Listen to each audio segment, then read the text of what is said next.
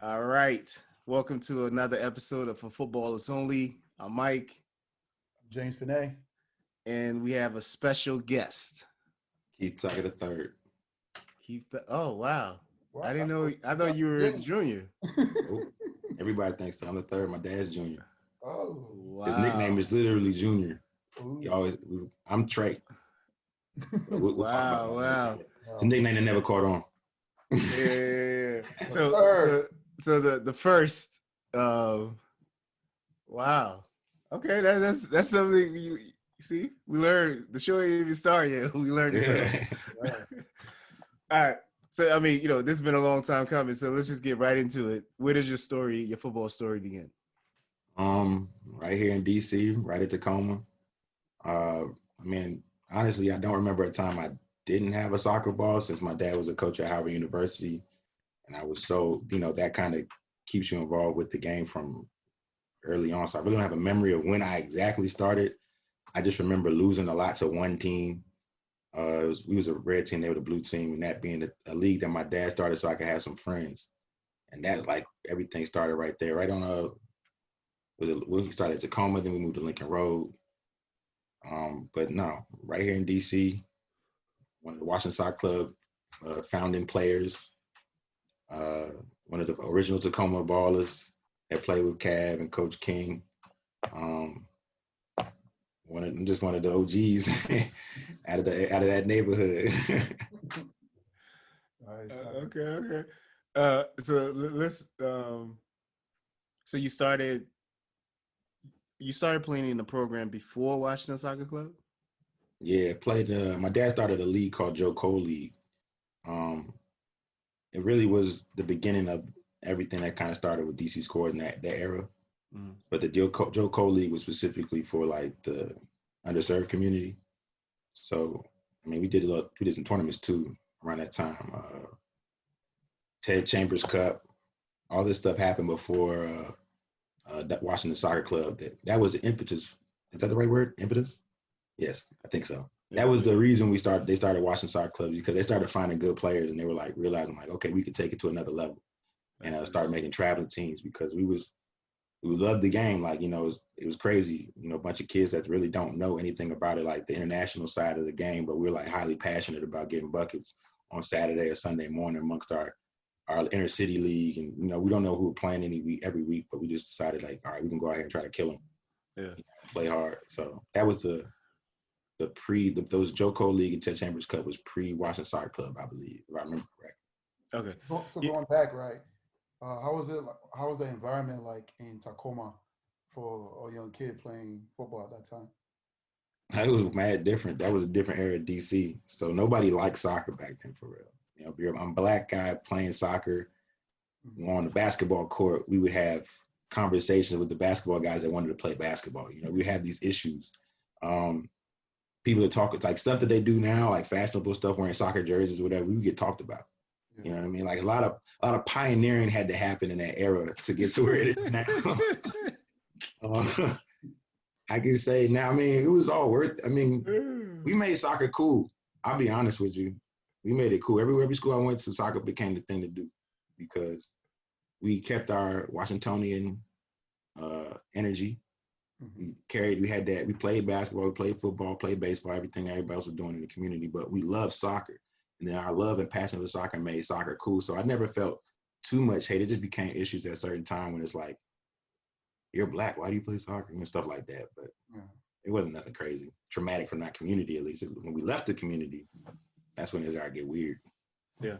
All right. So before Washington Soccer Club, you're playing, in these tournaments and clubs, etc. But, coming from your household with your dad and stuff, did you have a football idol? Well, at first my dad, honestly, because he could do things with the ball that I don't know. I never saw it before. He's catching the ball on his neck. That's why that's my favorite trick right now. I think that's the first thing I learned to do, is catch the ball on the back of my neck. Then, he got old. So he stopped being my idol. And it turned into one of the Howard players. So I'm around Howard all the time. So my Howard player is Keith Fletcher. He was one of my first idols. He's the one we were playing the game with, because we were ball boys at the field. he was in the game. He caught the ball in his shirt and ran with it. Right now, to me, that blew my mind because I never seen that before. You know, got him a yellow card, but it was well worth it because after that, I was stuck on that, like, catching the ball in my shirt, running with it. And just, you know, it was Howard players became more of my role model. Shaka Hislop, you know, he was a goalie, but he could play on the field just as good as he could play in the goal. His brother was like that. I can go down a list of Howard players that became my role models. Andre Virtue, Ray Goodlett, Jamani, and his brother Hashim Anderson, Greg Simmons, Mike Lawrence. I can go down the whole 97 team was like that. Blaine. I hope they see this too so they understand the impact because that's really what, like, okay, the way they played the game was like, okay, I want to come here. I wanted to come there regardless, but like now I want to come here and represent because that was generations of ballers that kind of like made me want to, you know, go to that school. Yeah. So then, okay, outside of the Howard players, I mean, we actually been through this, but you know what's coming. My favorite 11. Yeah, and you're critical. Like you're famous for being critical of everybody's. like you're on the gram or everywhere, you know, just getting at people in person, talking about people's 11s are crazy. They're missing people, and I don't understand the ranking systems they got in there. All right, so I'm sure people are gonna get at you, you know, regardless of what you say. But the question is, who's your top 11 ballers of all time? Okay. We got Ronaldo. I'm not doing this in any order. Ronaldo, El Fenomeno Ronaldo. Yeah. You got Ronaldinho. Yeah. You got Cruyff, Maradona, and Pele, because you have to. Yeah. People left them off the list. It's crazy to me. Then you got Weah and Okocha. They have to be on the list. Okay. They have to be. I don't understand people leave them off the list. How many is that? That's 7. We got Roberto Carlos. Zidane has to be on the list. Yeah. He's won everything as a player and a coach. But we'll get to him and the coaches 11. Right? Who I many got left? 2? You got 2 more. Who did I say? Huh? Who did I say already? You said Ronaldo, Messi. No, this ain't Messi. No, you didn't say Messi or Cristiano. You didn't say those 2. Well, Messi, yeah, he's up on my list now. Okay. Roberto Carlos is my other guy. You already said Roberto Carlos. I said Roberto Carlos already? Yeah. And so one more. There's one more. Oh, Thierry Henry. All right. That's it. Yeah, I mean that's defensive players. I mean, defense is defense is an easy thing to do. Always a lot of hustling, tattoo stuff. But like Franz Beckenbauer is one of my favorite defenders or whatever. But you know, people get bumped off the list every day. You show me something crazy when you got the ball at your feet. Like, Okocha, come on, I'm gonna leave him off for Franz. Not gonna happen. Not gonna happen. Yeah, no, that makes sense. No, I mean that's a tough list. You brought up Zidane. We might as well get into it now, given that you know the current news is he's leaving at the end of the season. He's leaving. That was fake news. No, it's real. Oh. Yes, it's real. Yeah, I mean, well, it's what he said. So, I mean, he may change his mind, but, you know, but I'm sure there's reasons why he's considering this. How do you feel about it? I mean, as a Madrista, I'm saddened, but I understand it completely because he can't get what he wants out of those players. And you know how Madrid is. Like, if you're a GOAT, you won everything, 3-4 Champions Leagues in a row. I'm not talking about Zidane, I'm talking about Modric, Ramos. It was probably hard work to get things out of Cristiano Ronaldo from the club because they got to play. They get to play every week. And you got to argue. They really can argue with Zidane at that point, but now they can talk to him because they got this many trophies and Ballon d'Or circling around as he does. So, I mean, yeah. I just wish that culture would change. I want Zidane to stay and to get youthful, and the players that get older realize, you know, it's time to just retire. Like, why are you 36 really trying to play every game, Ramos? It's just, you know what I mean? Like, let the younger boys come in. I mean, what he said was there's a time, you know, for everyone to leave and make way. And so, you know, he feels it like it's his time. That's what Zidane said about him leaving. Yeah. Cause you saw how classy he left the game, right? Yeah, but it could be he's putting that out there for for Ramos, Marcelo, is that for a bunch of younger guys, older guys. They needed to. You saw how he left. He got applauded out of the Bernabeu. Yeah. Those guys need to take heed so that they can get applauded out of the Bernabeu because now Marcelo's riding the pine. He's a GOAT. Mm-hmm. Like, he's supposed to be a GOAT. He's riding the pine right now. You know what I mean? Like, it's Modric, I think they booed them off the field one time during this season. Not this season, the season before, because of the way they were playing. Mm-hmm. So it's like, just listen. You saw Zidane got applauded off. He wrapped it up.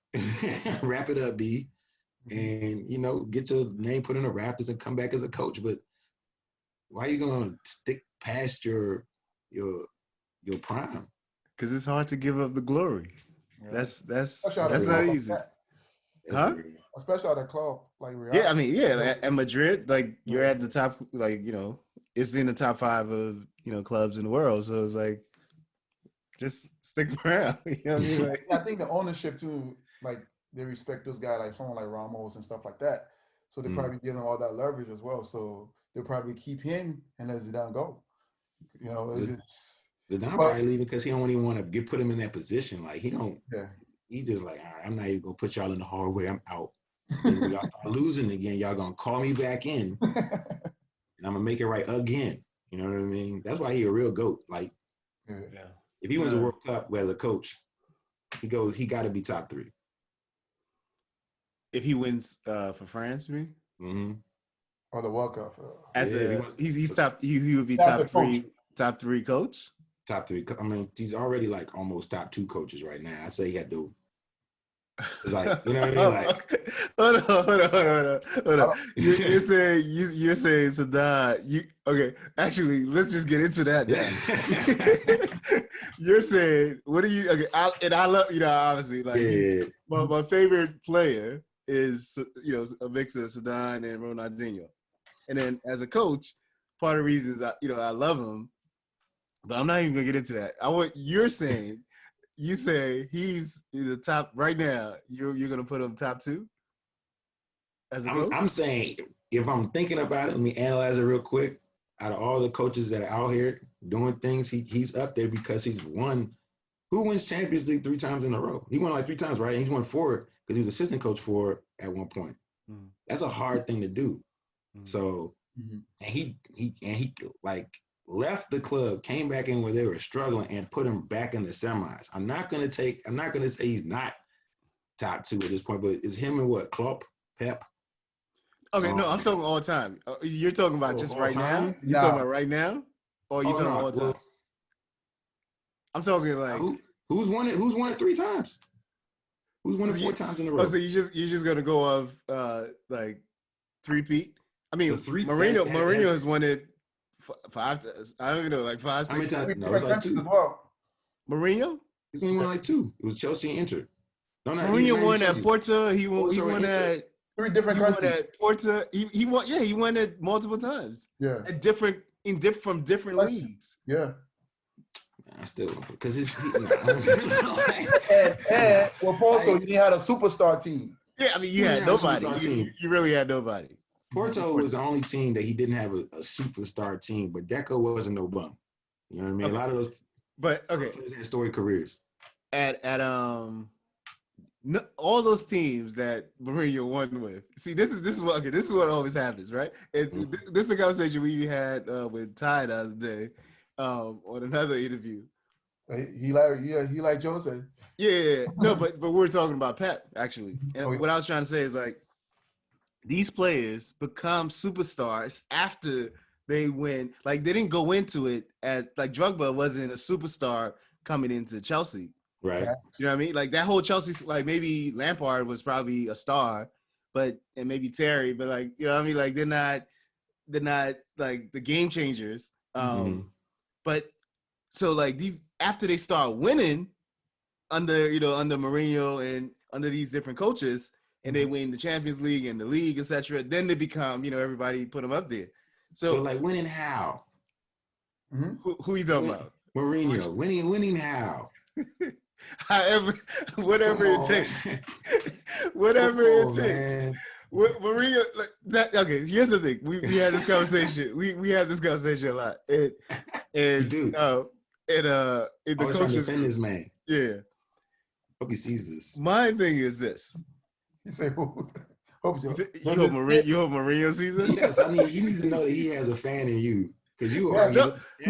Actually, I'm not. Like, James is like. I'm a fan. James is his fan. I'm not. My thing is, I'm just not dogmatic about any style of play or any coach or whatever it is. I'm like, what I admire about Mourinho is his ability to adapt quickly and work with what he has, right? So what people like, like what I said in the group the other day was like about parking the bus. Like, he's like famous, and he's done this. This is not his, like, he did that's not what he does. He did that Real too. You guys know that when he was. I know. I watched him. I watched him do it. Right, but it's based on the players in their ability, right? So remember at that time, Barcelona was so good, so you have to play like that. Yeah, Barca it didn't work. That was the Barca superstar team. It didn't work. So imagine playing Barcelona with the coach that's supposed to be the defensive guy. Get your stars in order. He's won these things to put himself in a position where he can control a locker room full of Ozil, Ronaldo, a lot of big. He brings in play. His transfer policy is terrible. Terrible. I don't like a lot of the players he brings in. At any time, Chelsea, I only like 3 or 4. Every time else, I'm like, dog, why you bring him in and ruin that man's career? Why, you know what I'm saying? Like, why? Who? Michael Essien? No, Michael Essien succeeded regardless. He's gonna do his thing. But it was the number of players that he brought in. Like, man, we got like John. Was Johnny McHale one of his players? There's so many coaching changes at Chelsea. We're gonna talk about your favorite team. There's so many coaching changes at Chelsea that we don't know what happened. But I do know when he brought players into Madrid, he was tearing them to pieces. Pedro Leon. They just did an article on Pedro Leon the other day. He was a baller. Got to Madrid trash. No, okay. Here's the thing. Every coach, this is the thing about coaches that I think everyone should appreciate. And one of the reasons I like Klopp a lot, right? Mm-hmm.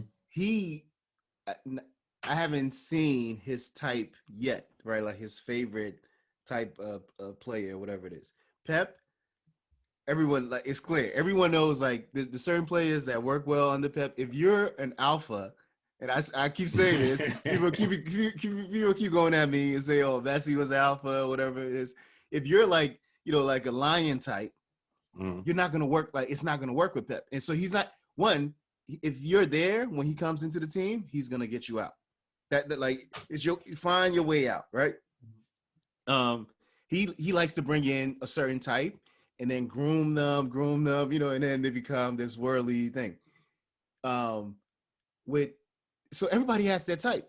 Mourinho loves like the Drogba type. He loves like, the Lukaku, like that. It's a certain type. Like he actually like he has like, it's a weird thing, but he has his type. You know what I mean? And so I think it's just is a part of the game that coaches have their type, and because of that, certain players flourish under them. Mm-hmm. If they're brought on or if they're on the team, etc. So that's just all it is. Like, I mean, it's not that he's, this bad guy that everybody makes him out to be. Did you not see it's all or nothing? Tottenham? Yeah. Did I? The first person to leave that club was Christian Eriksen. Tell me that guy's a baller. First, he was ready to go as soon as Mourinho touched base, signed the papers as I'm the coach of Chelsea. I mean, Tottenham. Yeah. Because Mourinho kills number 10s, kills number 10s. Yeah. And I have a beef with that because I love number 10s in a team. You know what I mean? Like, those guys make things happen. He kills number 10s. He turns teams off. Potent offenses go from 4 chances to score 4 or 5 goals. So there's only scoring 1 or 2 guaranteed. If they're going to win, but it's going to be about 1. But they should be scoring 6. Like, I think he underachieves with these teams, regardless if you guys think, like, oh, he's doing this. Like, Tottenham should be balling. Tottenham should be balling. Agree. So the thing is, Tottenham should be balling, right? But you can't compare the players. Like, Man City is doing well, right? Yeah, Pep is a great coach, but the quality of players at Man City is not as Spurs. Even, like, people know that they don't have that. Jose didn't have. Huh? Tottenham beat City the year before Pochettino was killing City. But that's fine. But I'm still With those talking same about the players. type of players. Yeah, I mean, still, Jones have to work with certain type of players to be successful. And I think Granted, he was trying to fill in that puzzle, but I feel like he was just like Man U. They wasn't giving him a chance to get to that. Chelsea, they gave him a lot of chance. Chelsea did, and then he became successful. Hold on. Okay, why are we talking about Mourinho when this is about Zidane? I know. I'm just trying. Yeah, I'm trying to understand. Oh my God, like that. Right. See, I told you James would go in. Like, why are we? So good segue into why I like Zizou over Mourinho.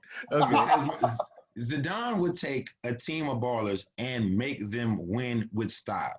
He's gonna take a team of alphas and he's gonna make sure those alphas play like the alphas. Cristiano Ronaldo hitting the craziest numbers of the season, getting goals because of him. You know what I'm saying? Because Zidane's feeding him. You know, and Benzema getting his contributions. Players like Asensio come in that are prospects. Asensio would be killed by Mourinho. But Zidane brings him in, feeds him in, boom, Asensio scoring rockets from 30, 40 yards. Now he's the future of Madrid. You know what I mean? Like, that's why I like Zizou over Mourinho, regardless of what Mourinho wants. No. You know, Zidane, right, as a player, Zidane's an attacking player. So, yeah, he's going to like players that are going to flourish and be successful on a team with Zidane because – What kind of player was Mourinho? I mean, I think as a coach – he was probably more like a Pep. Like, it seemed like more of a defensive. Pressure and then, like – not gifted. So, okay, here's the thing. The thing is, a funny question. I know. The thing is, it's unfair, right? Like comparing any coach. No. I'm saying it's unfair. Even Pep, Club, you know, like Flick, you can go down the list, right? It's unfair to compare any coach. I feel to Zidane because he is the GOAT. Like, so no matter who you are in the game. It's like he's the modern day Pele. Like after there's Pele, there's Maradona, there's really Zidane. Like like I don't know. We can argue about other people. Ronaldinho, okay. No. See, like hope he sees this. Yeah, but Zizou, I think Zizou holds a certain cachet that even Ronaldinho doesn't. That's facts. Right? Like Ronaldinho is probably the most skilled player that we've seen outside of maybe Jamala, the Brazilian. That's a whole nother story. That I'm still doing my research. You mean Jamilson or something? Jamilson? No, Jamala. It starts with a D. A new guy? No. A troubled Brazilian. Yeah. He to me, he was the best player that the world does not know about. But anyway, so I think Zidane has this cachet that regardless if you're Messi, if you're Cristiano, Lukaku, like whoever it is, when he comes in the room, like you straighten up. Do you know what I mean? And so any team that he has, he's gonna find ways to bring the best out of them. Like, we talk about this all the time, the fact that you got all these ballers in their mid-20s sitting on the bench.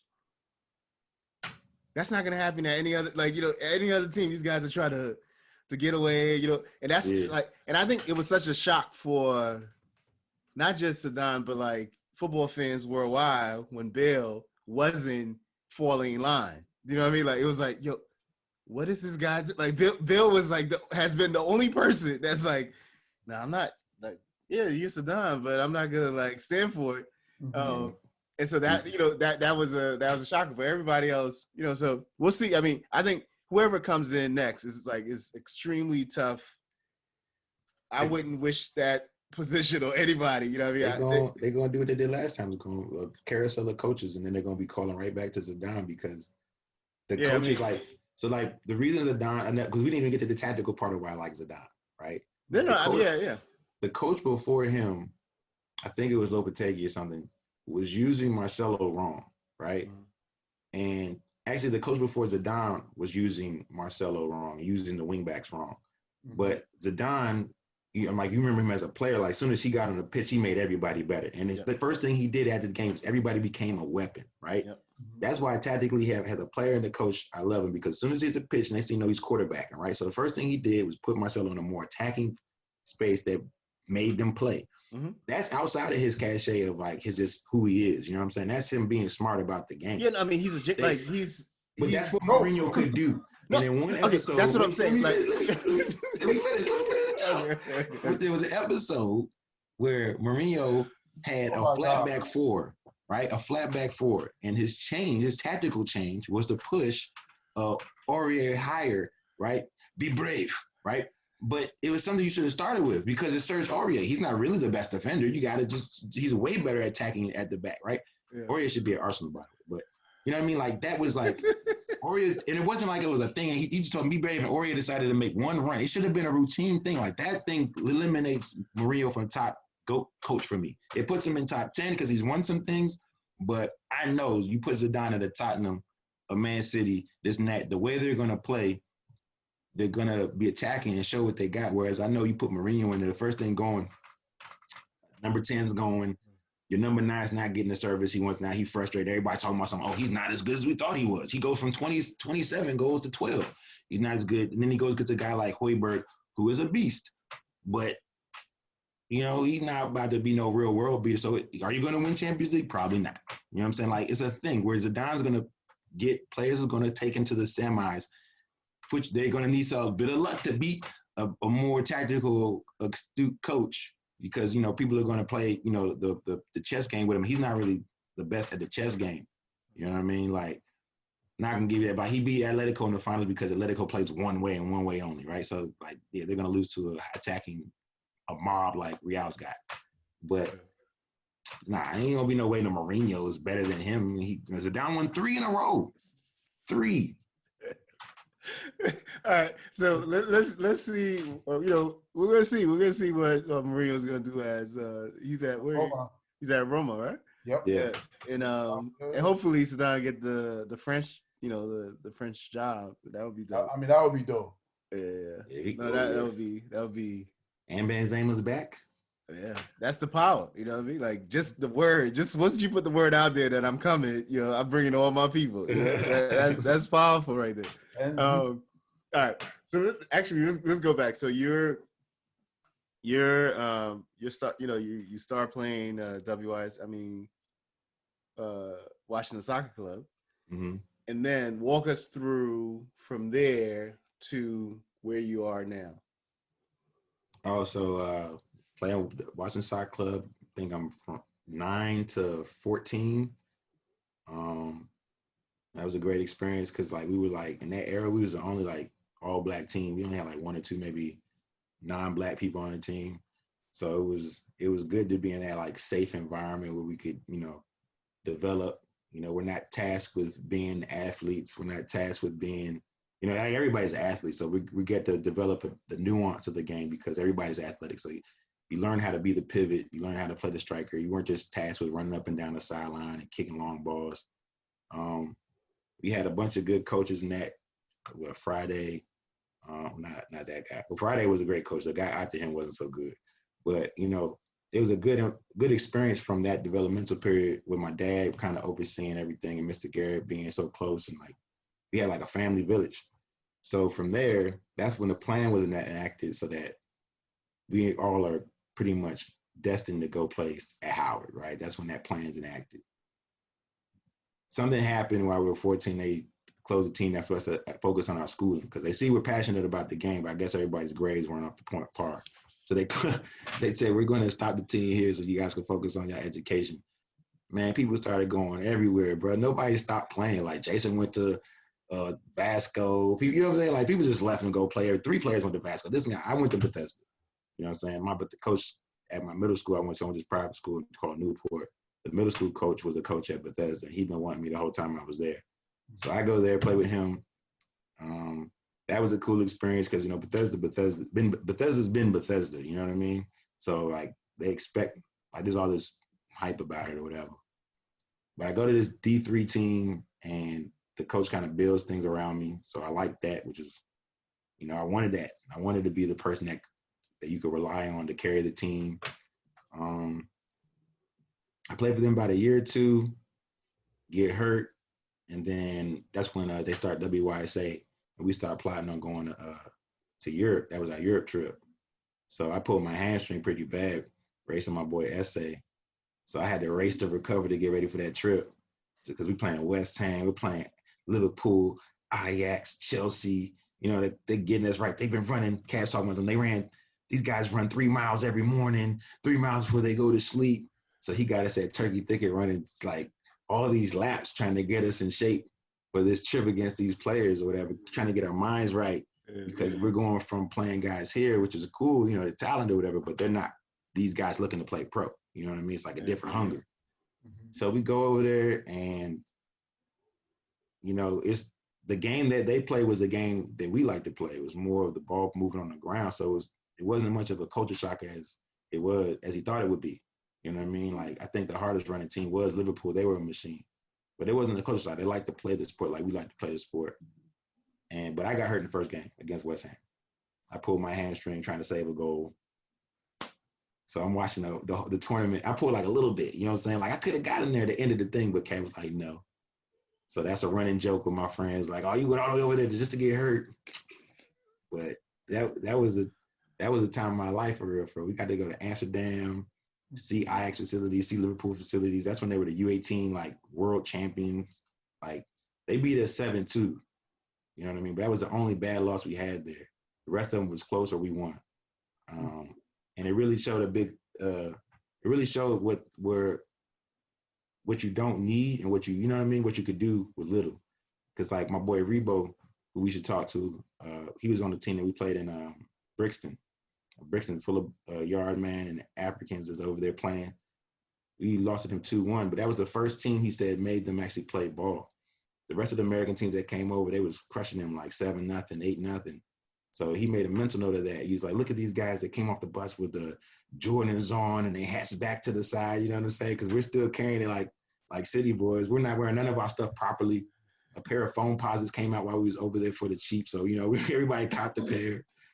It was a great experience doing that. And then that energy, like seeing all that stuff got us pumped for college, you know what I mean? So I think a year after that, I didn't play. I was just going to school, making sure I graduated. Then I went to Howard my freshman year and started balling there.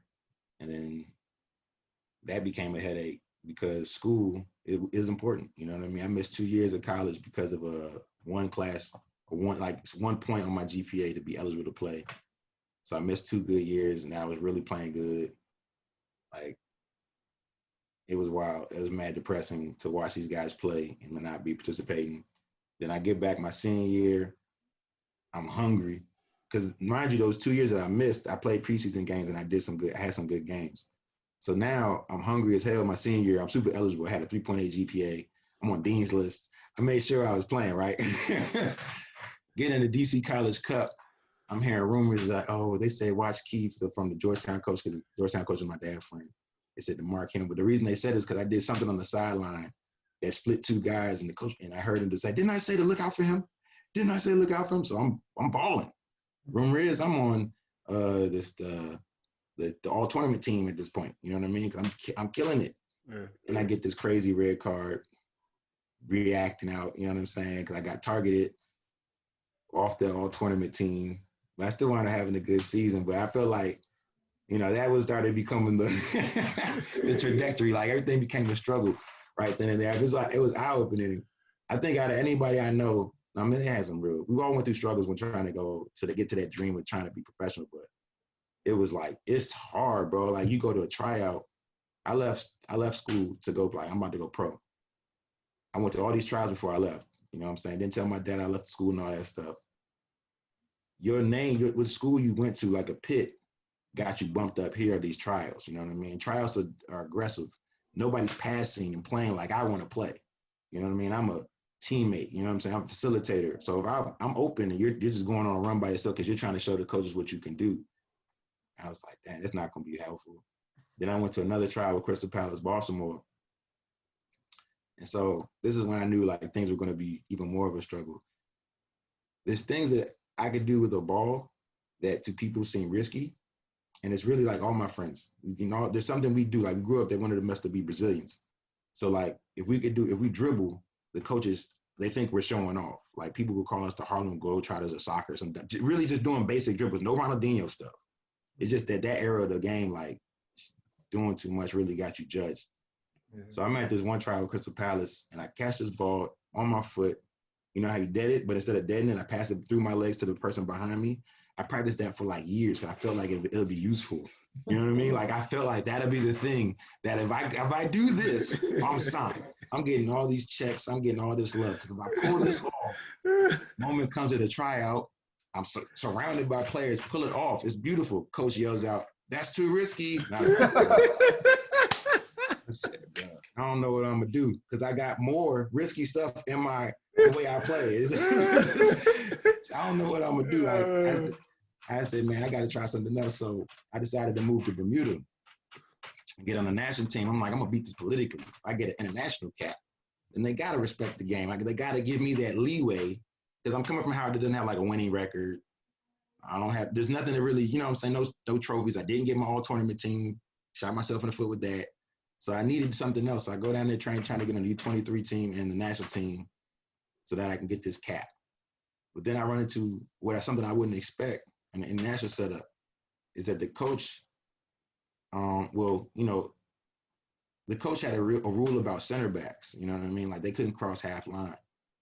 So for me, my whole life, our dads groomed us like we're supposed to get forward. We're part of the offense. Mm-hmm. So it's hard to play that way. You know what I mean? When like your whole life you've been groomed to like the ball comes to you and there's a space, you just got a full head of steam and you go forward and create. And this whole time, as soon as I cross the half line, there's the whole bench and the coach like, center backs don't cross the half field. And I'm just sitting there like, I don't know what I'm gonna do, bro. Because how do you excel in these environments? You know what I'm saying? Like, it's not like I'm super fast. You know what I mean? Like, I'm skillful, but it's not like I have all this extra stuff to my game. Like when the whistle blows, I'm 1, 2, 3 touches, and I'm trying to facilitate. So it just became a headache. I did get an international call up though when my dad became the coach. That was my thing. I cried like a baby. I got that email. Like, you know what I'm saying? You getting a call up for a World Cup qualifier. It's a dream come true, right? You know what I mean? Dream come true. I'm up there with all the ballers. The coach that says they don't cross the half line, he's gone. Now it's my dad. Oh, I'm straight. I'm about to go to Cayman Islands and play in a World Cup qualifier. At least be on the bench or something. You know what I mean? Bruh, paperwork wouldn't happen. I said, this is the worst. This is the hardest thing to do is to get to this next level. And I don't know what I'm going to do. So my paperwork didn't go through. Wanted to come back here trying to finish school, just start working, get hurt, not playing soccer. That's a wild story, but we're not going to talk about it here.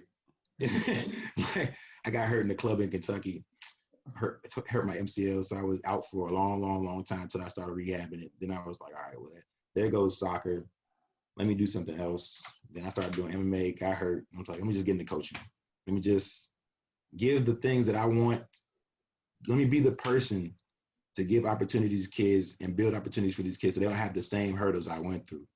It's like there's all these glass ceilings, what school you go to, how your coach thinks about the game, who you know is a thing. You know what I mean? Like if you don't know the right people, you're not gonna get the same love as somebody. I've seen people who get on teams that have no business plan at that level. Hope they don't see this, but like no business plan at this level because they just knew somebody. You know what I mean? So I'm just trying to be a facilitator to make sure that the potential that we have in this area gets the shine at the brightest under the brightest light. You know what I'm saying? With playing a good brand of game, good brand of soccer. And that's where I am now with DC 11. Yep. There's a lot there, but one of the things you brought up though, which is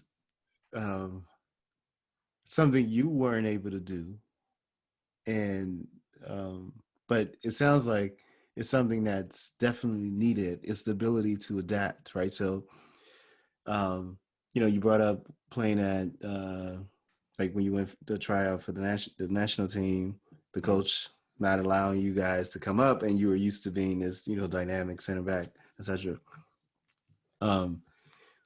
So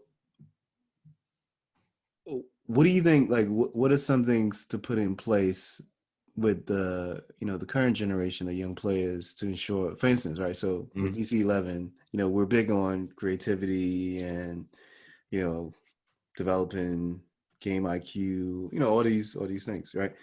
And we allow, a big part of our game is like allowing the players the freedom to express themselves, right? Right. Get busy, you do your thing. So, let's just say, what a couple of our guys go to, I don't know, one of these big clubs, and there's no creativity or expression, right? It's like old German ball, just boom, boom, boom, like that kind of stuff. They will have to adapt to, excel in that, in that realm. So my question really is like, how do you develop a player that they have all the tools, and one of the most important tools is to be able to adapt at whatever situation. It's similar to the conversation we're having about Mourinho, him adapting to, but so it's like, you're adapting to different players, the game, the style of play, etc. Yeah. So that's the question. I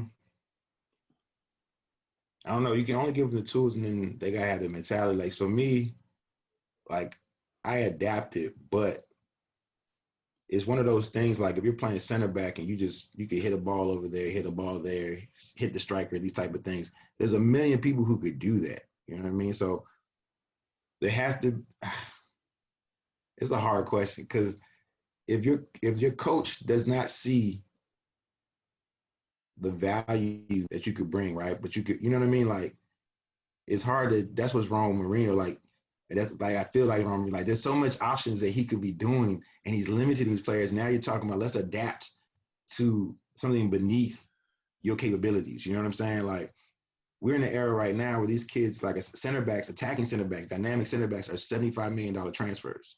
Van Dijk is a $75 million transfer. Me and Alex talk about this all the time. Like, that's you look at Pep's transfer needs after PK started getting a little older. Barcelona's transfer needs came out of a center back. It started listing guys from here. You know what I mean? That from here that they could pick and put them right in Barcelona because they had those capabilities.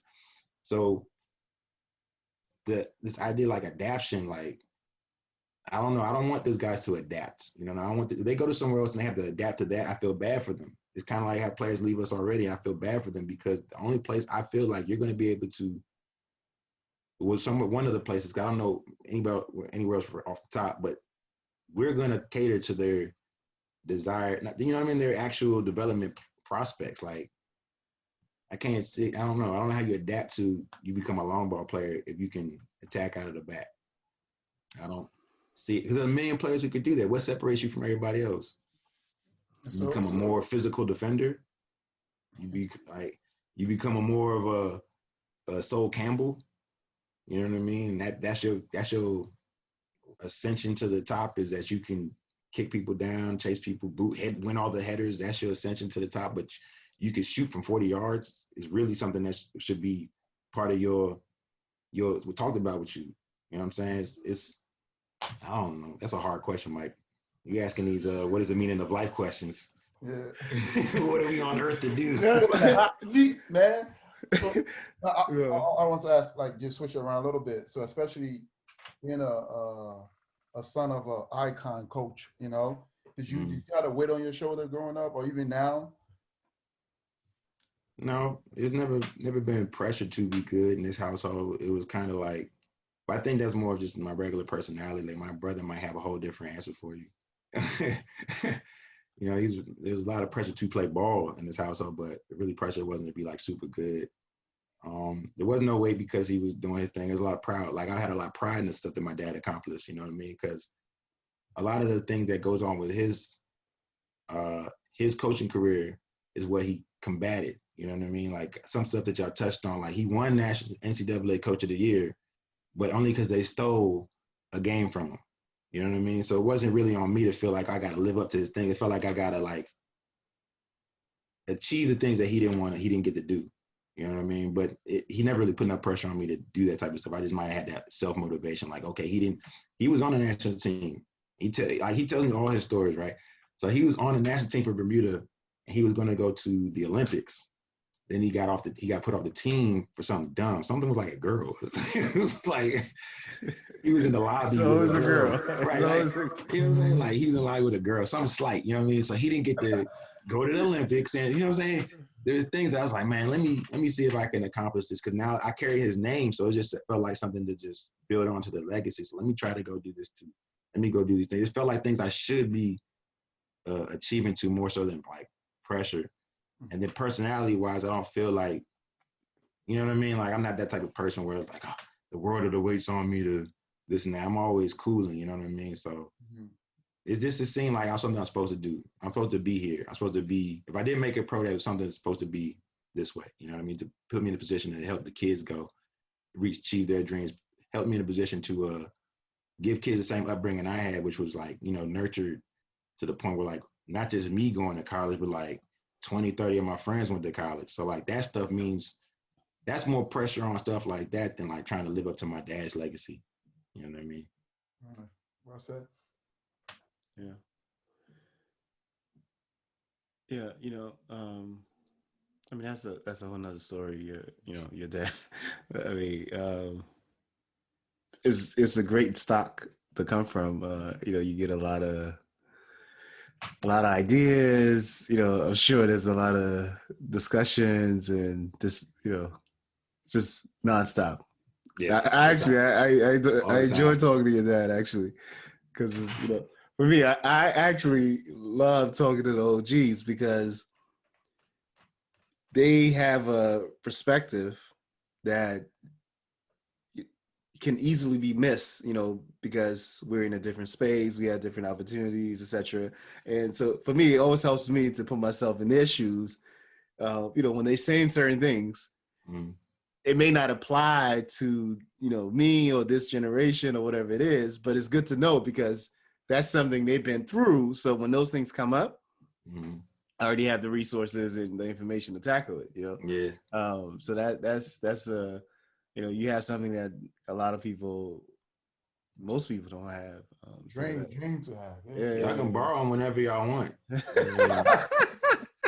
Like honestly, I now get them off your like get them out of your hair. It's some of our conversations is like, you need new people to talk to. I heard this story already. You know what I'm saying? You need new people to talk to. I want to put him in a position where he gets to share this with a bunch of people and they get to hear these stories. Because for me, I've heard him already. I know, like he named his. I overheard him naming his favorite 11. You know what I mean? I've heard those names a million times in my life. Right? Larry's uncle, is an old baller from around this way too, but he from Trinidad, but he used to play with my dad back in the day with the Caribbean circuit. Yeah. I'm just talking and chilling at the Larry's house. He names these same people, you know what I mean? I'm just like, I can't get away. Wadi Akane, you know what I'm saying? I don't even know if I met this guy, you know what I'm saying?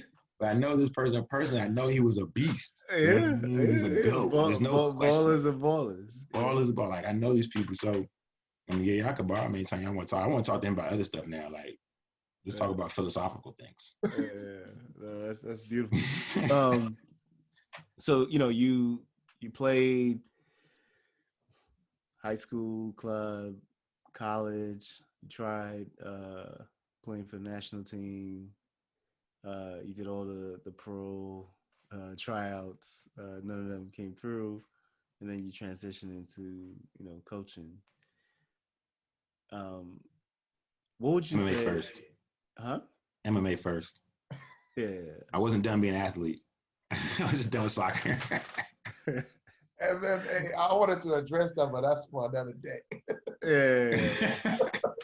Yeah, it's good to get some aggression out. I was actually a whole other story. But no, this is what I was gonna say. So you've been coaching for a while now, and at all levels from high school, club, etc. What would you say right now do you find to be the most challenging thing as a coach? Right now? Or just generally? Like before DC 11 or just at? Let's say There's two different answers there. Okay, actually, so let's hear both. So before DC-11. Before DC-11 was dealing with people that didn't think the game the same way I did. Because I'm asking players, I'm asking family members that may have had their own opinion of the game to trust what I'm saying, and really dive into this process. And like, for example, like I coached at this high school, Roosevelt. Majority of the team is Latino, so they're not looking to me as a soccer guru. You know what I mean? Like, they're not new to the game. They know the game. So I had to come in, show them I could play. You know what I mean? Show them I knew the game. Had to throw in the Liverpool stuff, all that thing, to give myself the merits that's worth their attention. Then I really had to dominate them in practice on my at playing to show them that you're not better than me. You know what I mean? But like, so, and that's a challenging thing. When I had to do that that way, I had to do that like talking to parents that are like, you know what I'm saying, they're not used to this. Like, showing kids immediately, my practice session, that we're talking about ball mastery, dribbling, getting them hand on the ball, no just booting it away. When the sideline is going, you know what I mean? It's like my first time coaching. I hear the sideline, kick it. And I'm just like, no, whoa, everybody relax. Then you learn, like, oh, you got to have these coaches meetings with the family first. Yeah. You know what I mean? And then they get the questions out. Because the kids, they're all for whatever you want to do, especially since dribbling is fun. Handling the ball is a lot of fun. That's what they want to do. They love Neymar. They love Messi. These guys run with the ball. So they're buying into what you want to do. It's the parents that are like, they don't know nothing about the game. You pass the ball, like passing the ball back to the goalie, woo, that was stressful.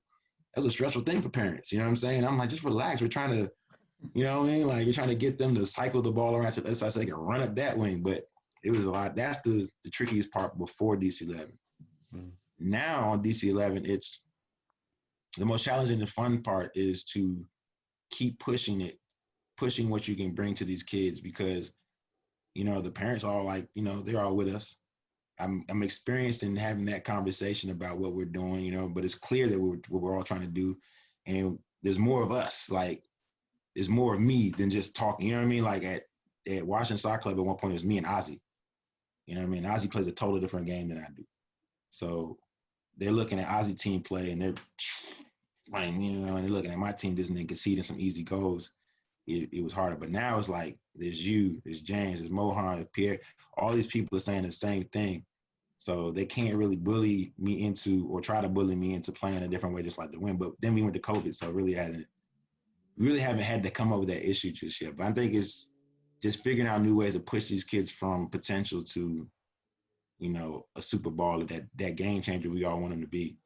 But, that's the process. That's what we signed up for. Yeah. So what do you think, how do you address I figure how you address the challenge, say early in your career at Roosevelt, etc. That's the parent development piece. But this current piece, which is getting players to reach their potential, right? Or tap into, so what strategies or ideas do you think is helpful in getting that done? Here you go again, one of these tough questions. Should have gave this to me before so I could think about it at least a day. Gosh, it's philosophical. What was the question again? I got nervous.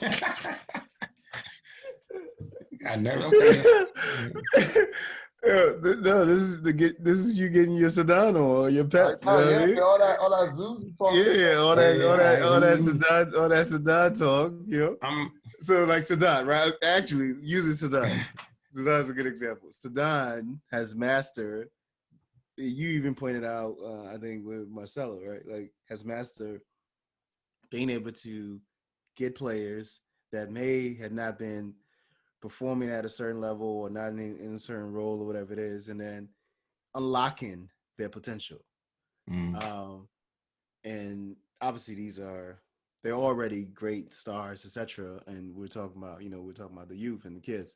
And so what I'm getting at is, what strategies or ideas do you think is useful in getting that done? Because the thing with for footballs only is like, of course, we have our parents that watch and our kids, etc. But as you can imagine, it's the entire football Yeah, so community in the yeah, world, right? yeah, And so, and especially, like this is a real issue. I mean, we know this issue. Like, so we have, before DC 11 with mm-hmm. WISA, we would start developing a lot of kids with talent, et cetera, et cetera. And then, once they start like recognizing their talent, Yeah, gone. they get snatched. You know what I mean? They go to, your favorite club, or your favorite Yeah, program. Everybody knows what it is, right? So we don't even have to name any names. And so that happens, right? And then, of course, like clockwork, those kids are still reaching out for more development opportunities, etc., because they may not be getting there where they are. yeah, But so the developing the skill development piece, yeah. that's not a question, right? Like I think there's a lot of tools that we know, and so what I'm getting at is not just for our parents or our kids, but even the kids that, especially the kids that we used to work with, that are no longer with us and are Mm. struggling in whatever program. They still have the talent, but for whatever reason, the environment, the coaching, or whatever hasn't been able to unlock it. What are some tools that coach can watch this and get, and the kid and the parent, they can also try to tap into? I think a lot of coaches out here have to embrace where the game is going, which is something we did early. Realizing that every player's got to be technically sound. You just can't have workhorses and people down back to just boot the ball forward. So I don't know. They would have to change their whole mentality towards the game. Other coaches. What I think I could do for kids in our program, or what I think my role is for developing kids in the program, is to give them as much as I can, like the wisdom. You know what I mean? Like, so we're at practice session and we're trying to get young Viraga to hit that he's got a mean left boot. And we're trying to get him to get himself open to get his shot off. I'm pushing him that way. I'm coaching him that way. You know what I mean? I'm not trying to hold him, restrict him to anything, or like he's like, okay, well, I just want to play this way. Like, nah, bro, you can go that way. Do it. You know what I'm saying? I'm pushing him that way. So I think a lot of things that I'm doing, or what I think the special thing that I might bring to a practice session or developing the players, is pushing them to try the thing that they want to try anyway. You know what I mean? And like letting them know with confidence that as a coaching staff, we support you. You know what I mean? Amongst the, building technical quality skills, there's that impetus that you want to give players that confidence that they are supported so that they can trust themselves. That was big for me growing up. Once you told me that I had that green light to go forward, I would pick and choose what moments I would do it, of course, based on the construct of what's going on, but I knew I could do it and wouldn't feel no way about it. And that helped me keep climbing hitting the developmental milestones. You know what I'm saying? That confidence is key. With the coach from Bethesda putting the team like around me, you know what I mean? Putting those responsibilities on me. We have players that shy away from responsibilities, but us as a coaching staff and me personally, nah, bro. If you're good and you can carry a team and you can be the center, what's it called? Like a centrifuge. You know what I mean? The center, if you could carry this team as a center midfield, dominate the game, we want you to do. We're going to give you that confidence, because I think if you're not with us or with anybody, that'll help you get to that next level. And you're going to need it. You're going to need to have that confidence within yourself, because you go to like a Chelsea academy, all the kids are about the same quality. So you're going to have that confidence about yourself at a young age. Yeah, I don't know what else. no. I mean, that's a big piece though. Like the confidence. Yeah, I mean, that's what it is. Like, is a huge, as a player, if you have the confidence. I mean, that, like everyone loves Ronaldinho or, all the greats or whatever it is, but they're so confident. You know what I mean? Like the reason they able to take those risks or, make that play or make that cut or whatever is because they have the confidence you know, obviously they've trained Mm-hmm. to be able to, they've trained to be able to do it. Mm. But they also have the confidence, and it's important, especially for young players, I think. And like to add on that, like what Keith's saying, like knowing that they have support, one of the good things for young kids, knowing that they can be themselves, right? Like if you have someone like a Neymar or Messi, you cannot teach Neymar how you would teach Messi. Yeah. So once the kids know they can be themselves, then they can excel faster and get to that point. So I think it's good that kids knowing that they have that support. I also want to ask you, Keith, another question too. What you said all that. What do you see DC 11 right in 10 years? I see DC 11 being a marquee option for everybody in the city when it comes to youth soccer. I see us being the thought leaders in how you introduce the sport to the inner city, about how you develop players from this inner city.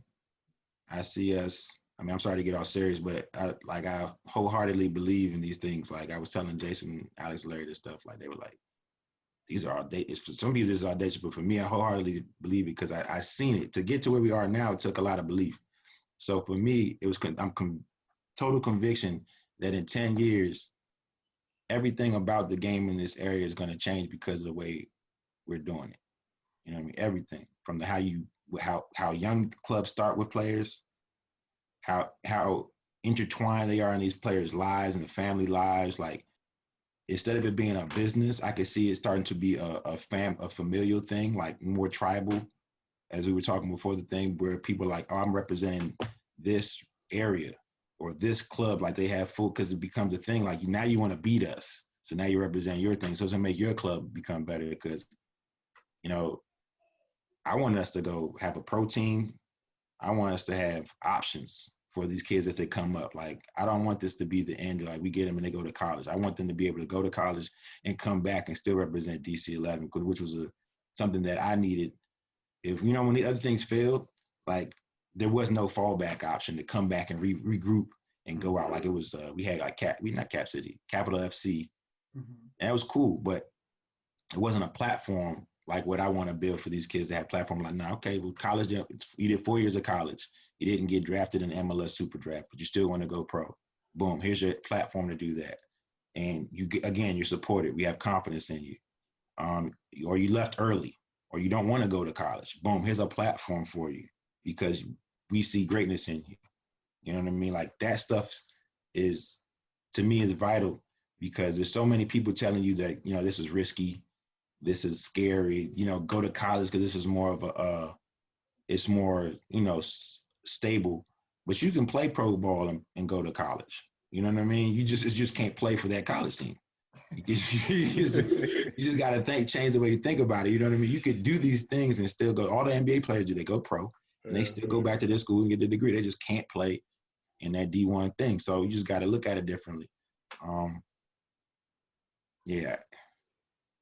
In 10 years, I can see us being like this podcast being like one of the dopest things. Like this one of being the historic pieces of the podcast because like this is where it all this is when it all started right here is when Keith said it. You know what I mean? Because like the stuff we doing, stuff we talk about, the way we look at the game and soccer as a business is very dynamic. You know what I mean? I'm always telling people like one of the best things I did was join up with these guys and build this because nobody else could do it. Nobody else wanted to do it.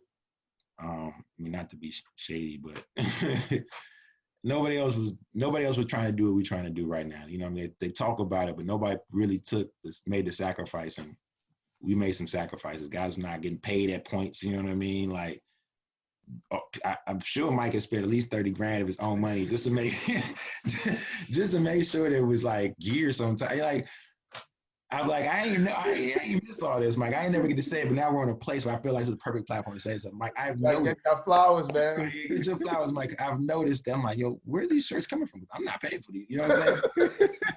I ain't dropped this. We got these fresh Nike ones. This nobody asked me if I wanted this. You know what I'm saying? We were just ready to thug it out for a couple of years. But I know Mike's been out here doing his thing. So, you know, salute to you for being, you know, doing that. Elvis is all the way in Houston.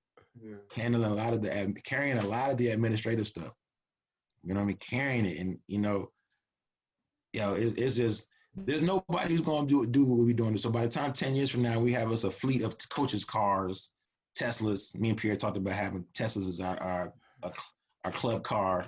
You know what I mean? That's what we're going to do. That's where I can see us going. But it's funny. That's what Pierre was saying. For real? Yeah. Oh, man, go. I'm sorry, man. Yeah. But that's well said. Yeah. Look, this is so much to say, but I don't even want to get I don't even want to get into all that. It's your show. So, what would you say has been, in your coaching career? I mean, you can talk about your playing career as well, but what would you say has been your worst mistake? My coaching career early on was really being concerned about the victories, because then that makes you. We touched on this a couple years ago too, but it made me leave the style of play I wanted to do. Like, I gotta win because I want these guys to like my team and want to stay on my team. And it really, sometimes it made me like the first season. I think I did like 2-3 games where like I went for the W.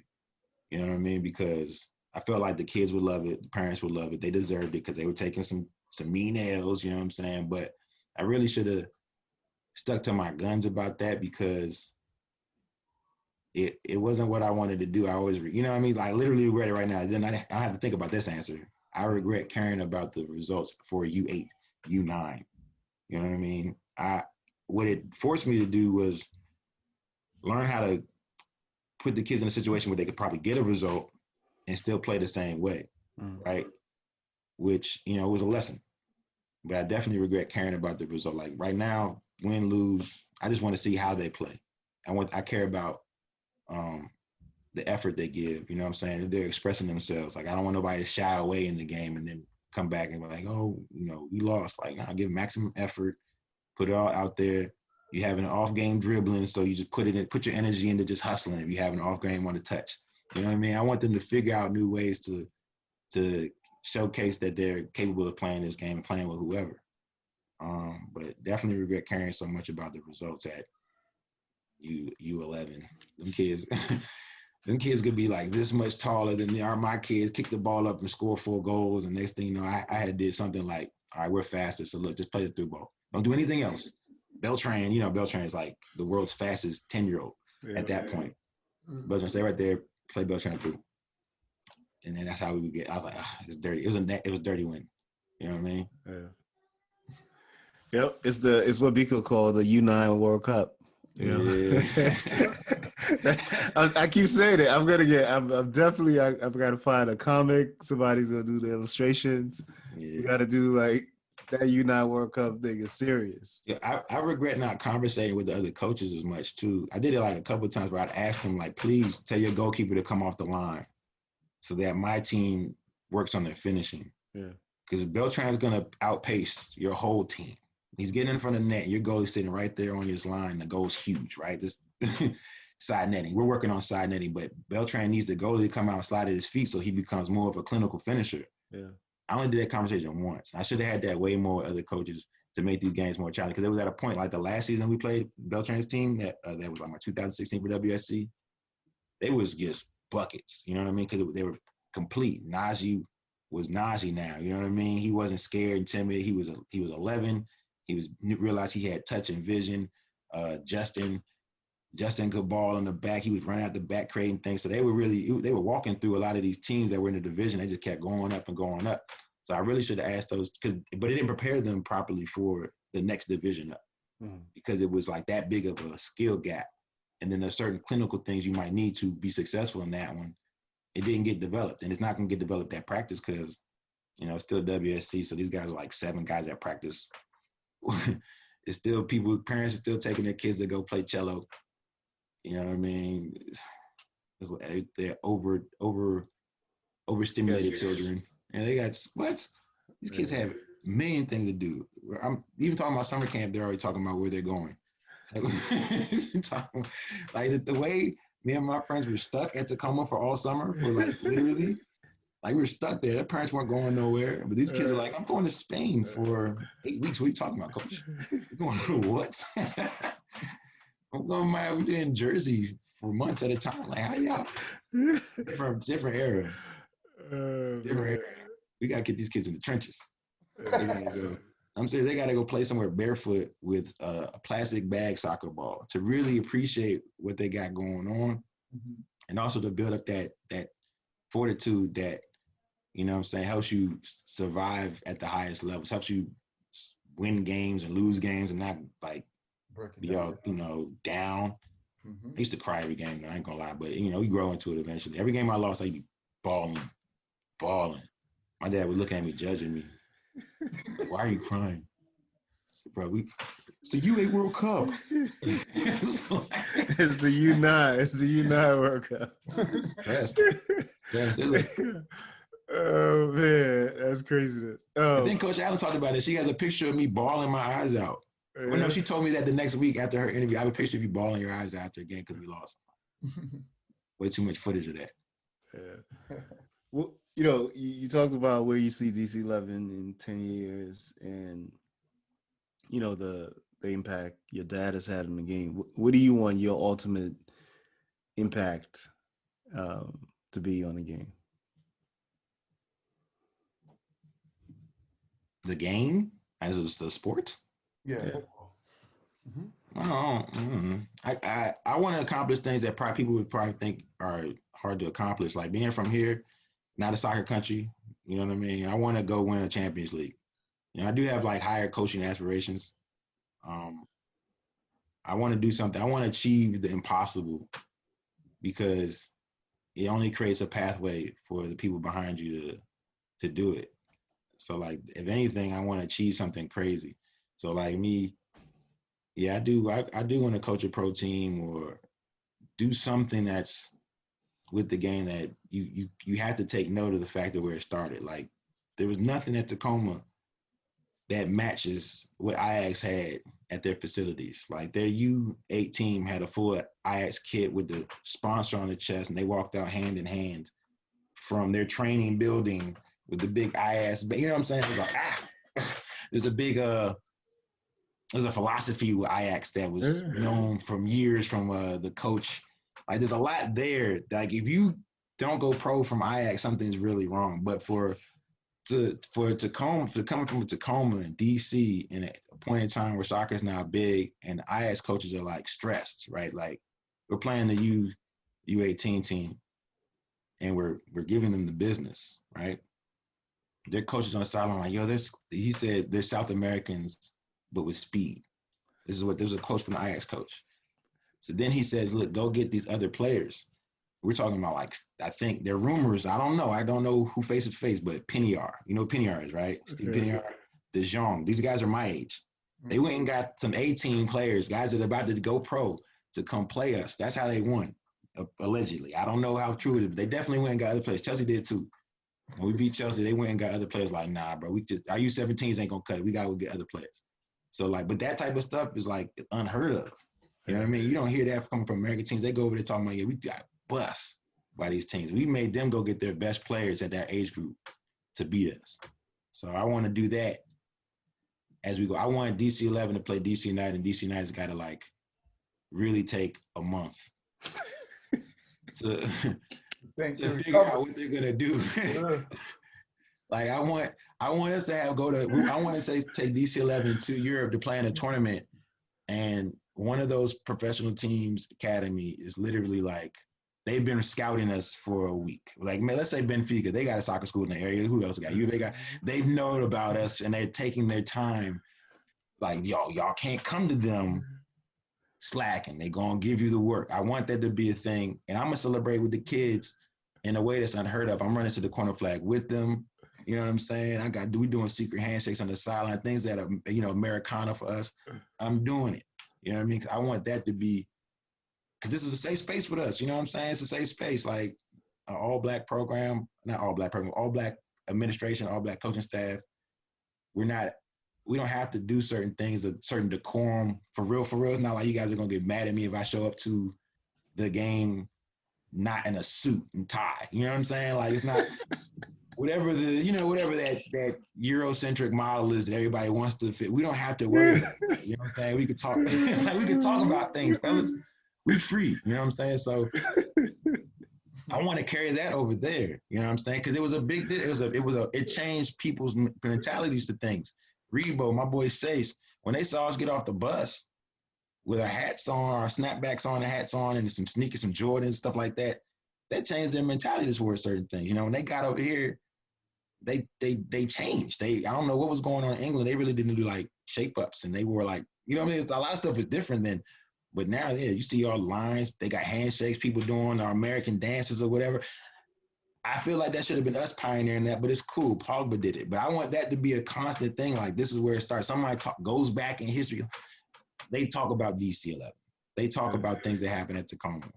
I don't want to have no more documentaries or write-ups where people mention solutions about how you introduce the sport to Black kids, or they talk about the history of soccer in this city, and they don't mention people associated with this program. You know what I mean? Like, that is kind of disrespectful to me.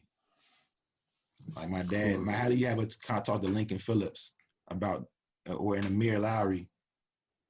Love those guys, good people, but there's a conversation about soccer in this city and what that happened. But my dad's don't want to develop the leagues that got the kids playing. Never talked about that stuff. It's a little bit like, oh, y'all missed the opportunity to really, you know, build what's there. We build the whole story of what's going on in the city. It wasn't just like we popped up playing soccer or whatever. Somebody put opportunities in front of us. Somebody created infrastructure for us to be successful. Mm-hmm. And it went from Lincoln Phillips to, what was it, DC Schools? And you just missed all WSC. You missed all WYSA stuff.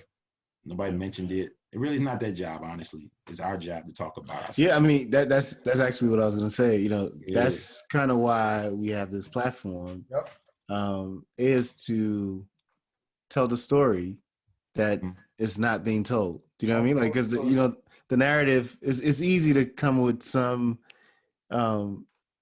especially when you have to think about it with a mass media or whatever it is. It's snapshots, right? So if it's a documentary or whatever it is, they're going to take like 2 minutes of here. They have a story they're trying to tell, right? Which may not be as authentic as the real story.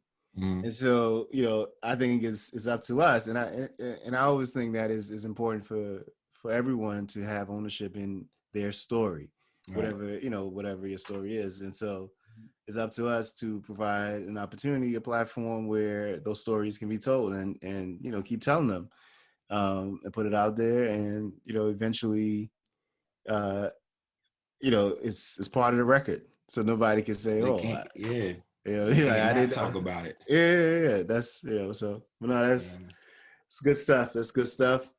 You want to, we kind of covered this, but do you want to talk about your top 5 coaches of all time? All time? Yeah. Since you're a coach, you know, you're a coach now, you transition from being a player to coaching. I bet.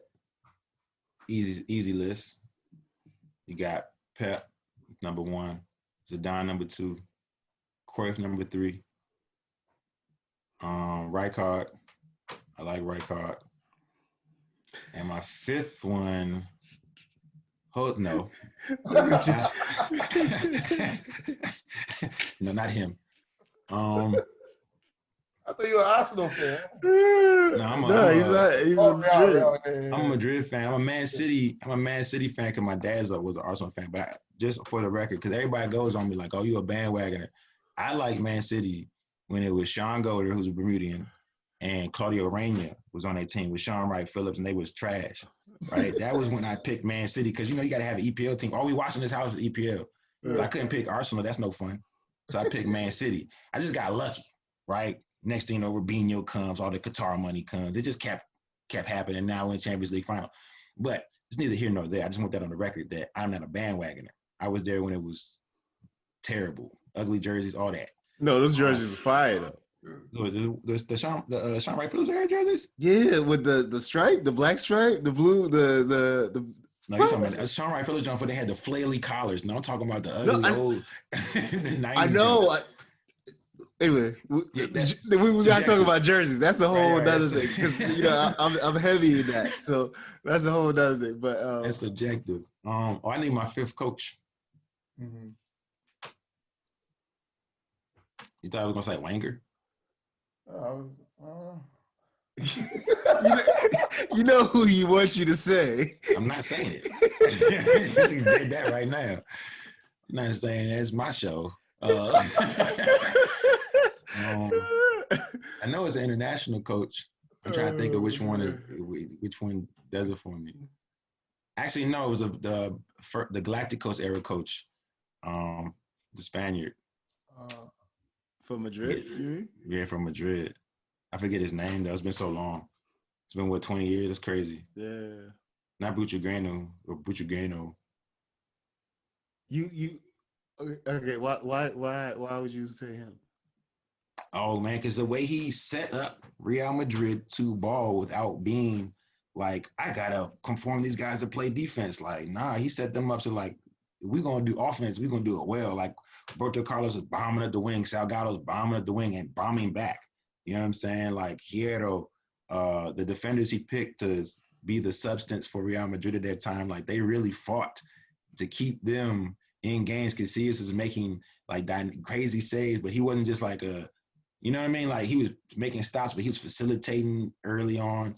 Makalele, you know what I mean? I mean, that was the biggest mistake he made with Southern Makalele, of course. So technically, right, are you saying, I don't need to coach you, right? So technically, you saying Zidane didn't create that stuff. And Zidane's not that great. What? Because everything Zidane is doing now, he did this exactly the same thing with that superstar team. Says, I mean, that's like saying, oh, Pep. That's why I asked you. What I'm saying, like Pep's not great because a lot of the stuff he got from Cruyff. No, I mean, but what I'm saying is the same type of team, like you know, like I mean, because Real always have a team like that, superstar team. Yeah, right? Yeah, but the Galacticos was different though. Yeah, like, it was different. I mean, that's like icons, right? That's what I'm saying, right? So I'm just trying to say. Look, man, say Zidane is that great. Zidane is that great because he does that, wins. The Galacticos coach didn't win anything, did he? He never won a Champions League. They won games. They won. Man, they didn't win Champions League. No. Not when they were the Galacticos. The year before was Zidane hit that volley, he won, right? That was Zidane doing what Zidane does. Yeah. No, but that was the Galacticos. Mm-hmm. It wasn't, next year was the Galacticos. That's when Ronaldo came in. No, like that year you had everyone from Figo, Raul. So let me clarify. The Galacticos to me only started when Ronaldo went there, and this is when we started realizing what international soccer was. So like, give me like. So you guys, this is American. How ignorant we were to the game at this point. We talked about this like 3 times. Like it was the year 2000. I'm only a Real Madrid fan at that point because I was a Juve fan because Zidane was at Juve, but I only see Zidane play at France. I never seen him play for Juve. I seen him knock out Brazil for the World Cup. I never saw him play at Juve. So you never saw Zidane play with Davids? Like you never saw 2 of them together? No. That's crazy. And it's wild. I YouTube years later got to see full games, but so here's actually this. I mean, Alex during his interview, he also pointed out that like I was shocked, because Alex is Nigerian as well. He pointed out that he didn't know any of these guys or whatever it is till Howard. Like that's how crazy that was. Yeah. But I'm always part of it makes sense. Like when Mohan and I face this, when we're talking, we're going long, right? Like they're talking about like, it's because like we're kind of outsiders. You know what I mean?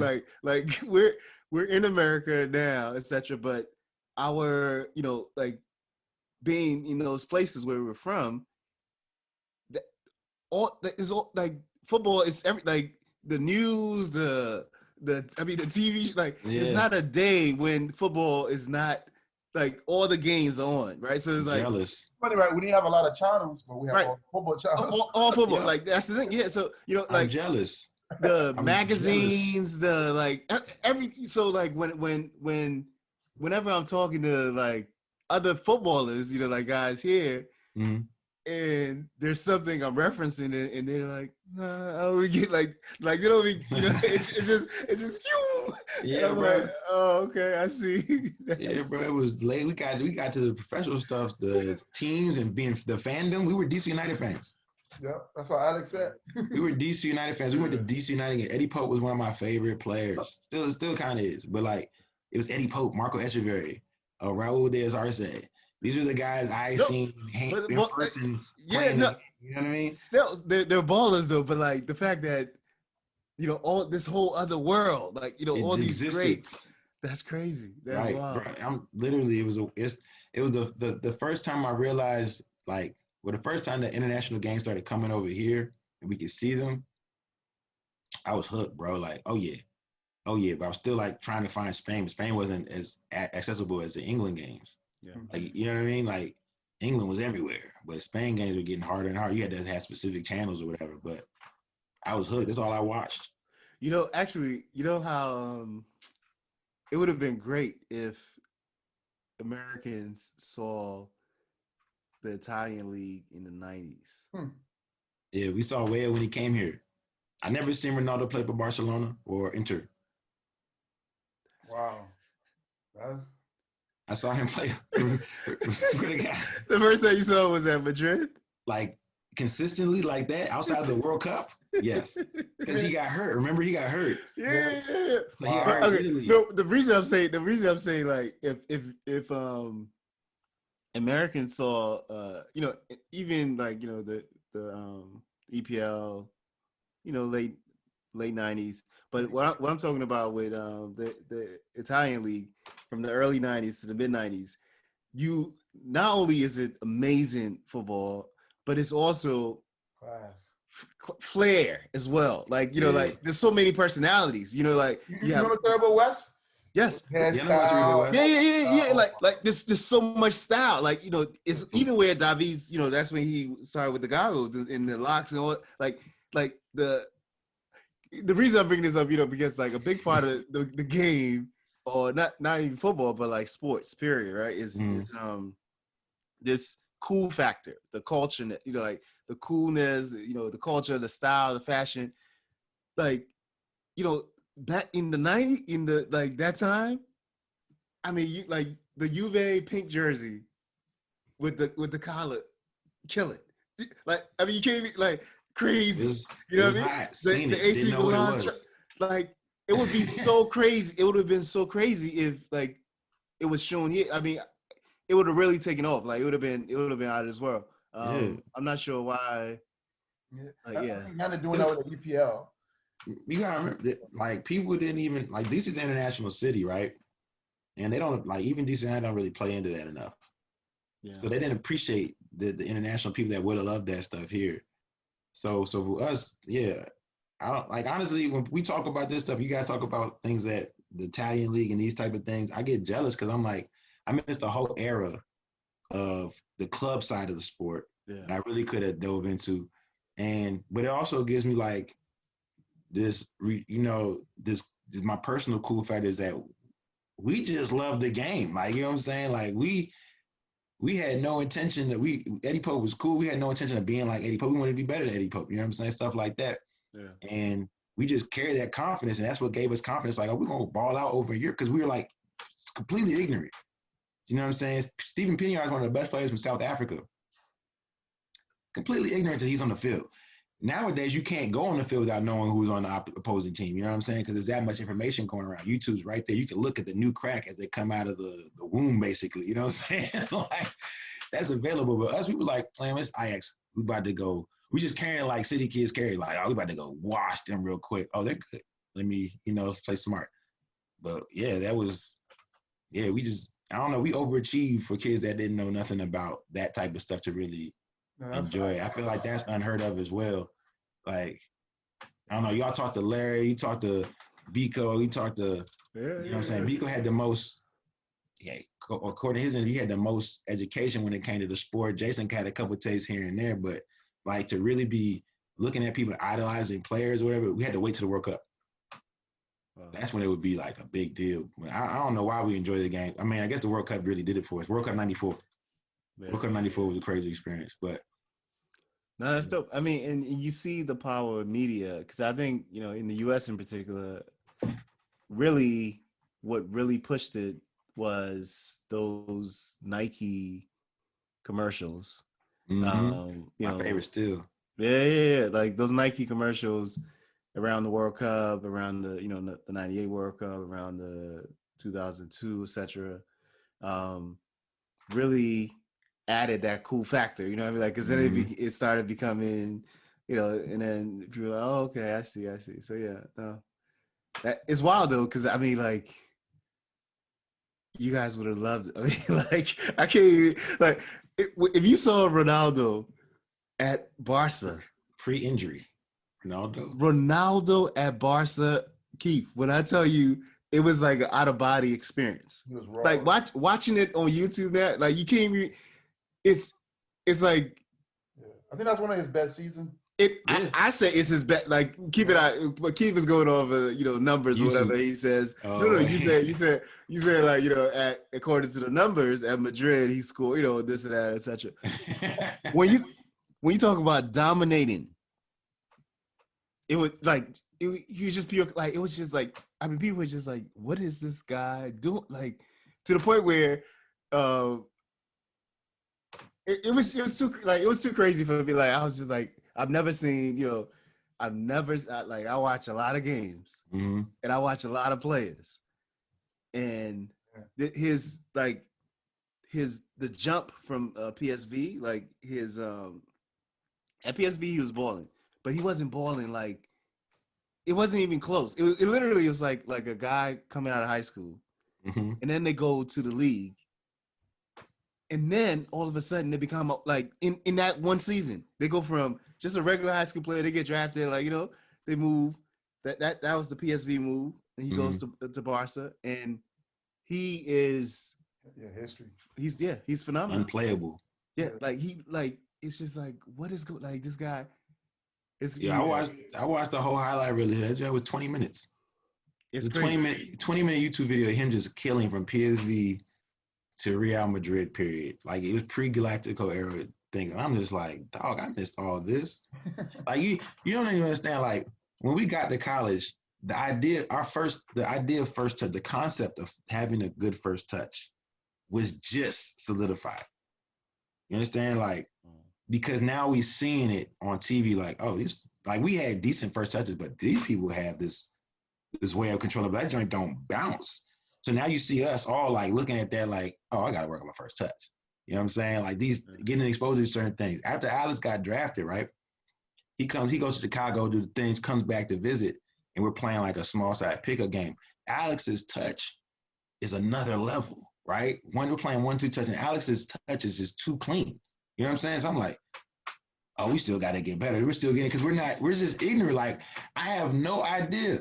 Larry said didn't know how to run properly for the first part of his life because it was just running, because nobody taught us these things. These professional players had trainers and everything. We're not even knowing. We're trying to get to this level that we can't really, obviously, on paper, we're not supposed to even touch. You know what I'm saying? So, and we just passionate and just fighting our way to this area. You know what I'm saying? So, yeah, like for us to be, like, I feel like a lot of the stuff that happened is so already unheard of. We just need to add on to it. You know what I mean? Because every time Mike Banner, he was a beast when he was little, goes to Brazil, comes back, he's a different player altogether. You know what I'm saying? Like now his touch is like that ball's dead on his left. He's shiftier. It's a confidence on the ball. It's a swag on the jump. Like, what did you do in Brazil? He played every day with other Brazilians. And these guys are just not even pros. You know what I mean? He's on the beach. He's in the futsal courts. He's playing with no shoes. He's doing this. His idea of touching the ball has changed. He's a different player. And then it's just bananas to me. You know what I mean? Like, but I feel like if that crop of that generation of players, because like most of the guys I'm talking about, Ed, Amir, all these guys were all met in DC. Like they were the best players in this area for like not 10 years, about 4 years. That 4-year period, it was just straight ballers. If there was coaches that were like us, giving us that team would have done what Philip Jow, we get to talk to him, he'll tell you about Club España, where they beat everybody in the country. That team would have did that same thing. Because they were people we just got introduced to the sport. Now we know what the highest level looks like. It's a squad of athletes. Like Alex is one of the fastest. Alex, Larry, Mike Banner, like 3 of the fastest people on earth. There's a guy named Munir that we should talk to. who does crazy stuff with the ball. There's Jason, who's like he was literally American Ronaldo. That's what he was touted as. Even in the interviews, I wanted to talk about this too. These guys really was humble in the interviews. And so I'm gonna talk about him.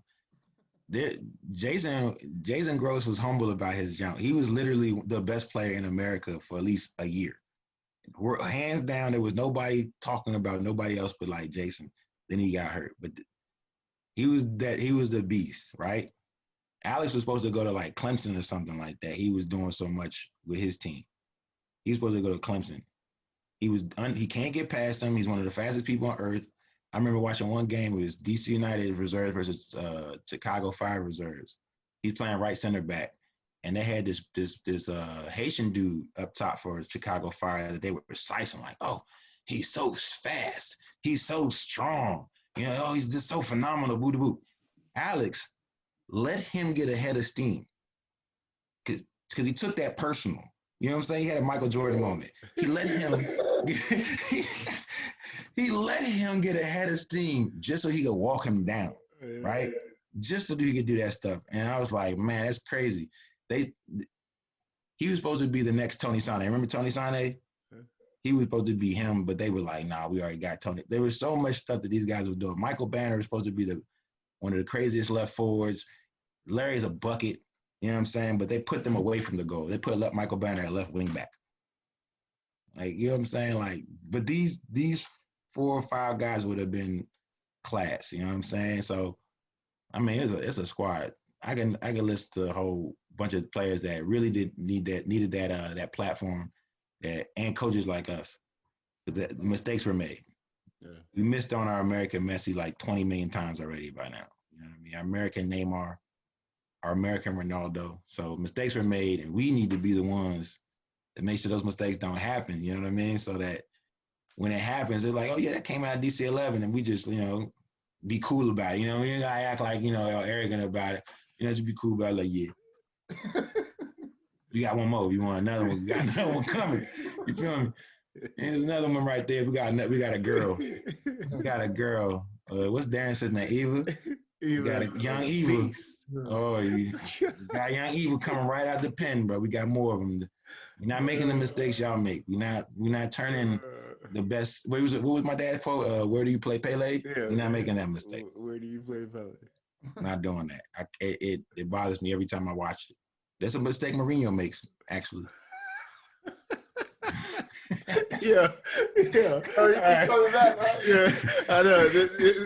That's a whole nother. Anyway, we gotta end this. Because this guy's gonna just keep jamming at Mourinho. And you never know. Mourinho's the type. Pele at left back. I'm gonna let you know that, right? He coming off the bench at left back.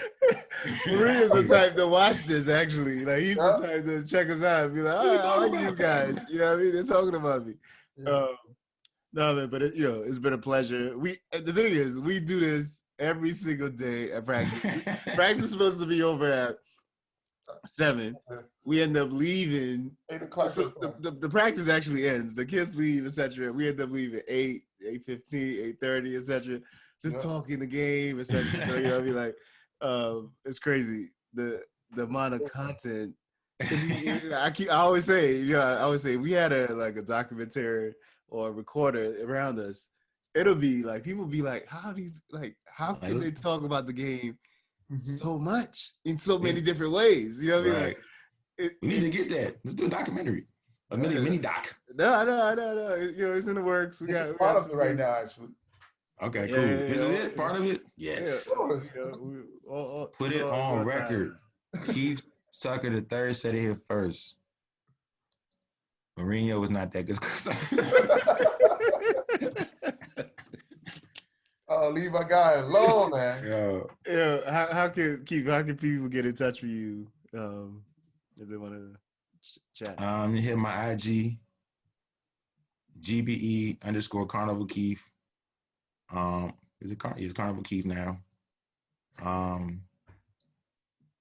That's it. I'm the only one I'm giving out for the public. I don't want a bunch of hate mail from Mourinho fans blowing my phone up. I don't want, if this goes too far, I don't want people being like, you said this about this. You know what I'm saying? Just my DMs are blockable. So Got it. they can follow me there. All right. All right, man. It's been a pleasure. And of course, we will do many more of these. Thanks, Keith. Thanks No a lot. problem, fellas. Thank you, guys.